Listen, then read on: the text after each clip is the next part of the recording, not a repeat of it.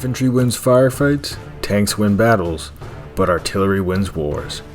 Welcome back to In-Universe and on the Tabletop, the series that combines lore with gameplay mechanics as we explore some of the Warhammer universe's most iconic vehicles. Today we'll be looking at the Basilisk, the main artillery vehicle of the Imperial Guard. Basilisks can provide indirect fire support for frontline troops from miles behind the front line, but can also level their gun barrels and shoot directly at enemy troop formations, vehicles, or fortifications.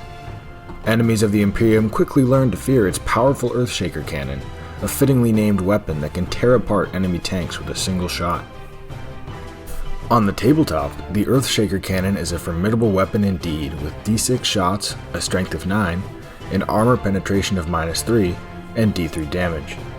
Basilisks also carry a heavy bolter or heavy flamer in a hull mount, though flamers are almost never taken.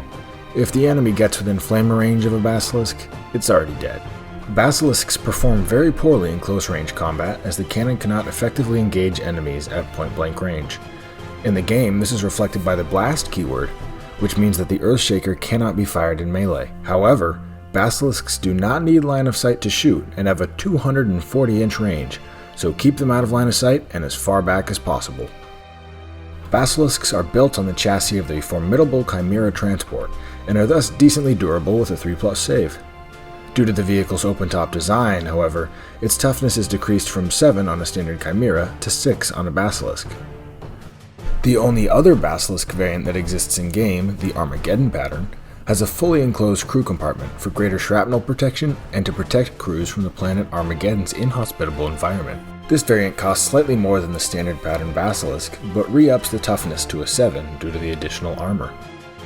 Basilisks can select one support tank ace ability at the cost of 1 command point or by sacrificing a warlord trait.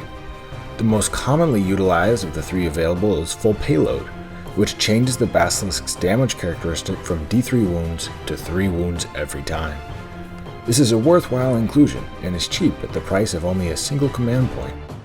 Fear of the Earthshaker cannon's deadly shells can have a great effect in battle, causing Chaos forces and Xenos to flee in terror at the whistling shriek of incoming high-explosive rounds. This demoralizing effect is represented in-game through the Shatterer of Will support tank ace ability, which subtracts 2 from the leadership characteristic of units that have been hit by the Basilisk. Although underwhelming in actual gameplay, especially considering alternatives like full payload, it's very thematic and can be useful against horde armies. Another important stratagem to consider when using Basilisks is aerial spotters. For the price of 2 command points, you can reroll all failed hit rolls for a Basilisk during a shooting phase. The 4-up ballistic skill of the Basilisk is a major limiting factor of its effectiveness, so hit rerolls can be very valuable when you need to eliminate a high-value target. The Basilisk is arguably the most feared vehicle in the Imperium's arsenal, and, if you use them correctly, they can be your opponent's most feared model on the tabletop. Please let me know down in the comments what vehicle you'd like to see next on the series. Thank you all for watching. Until next time, Cadia stands.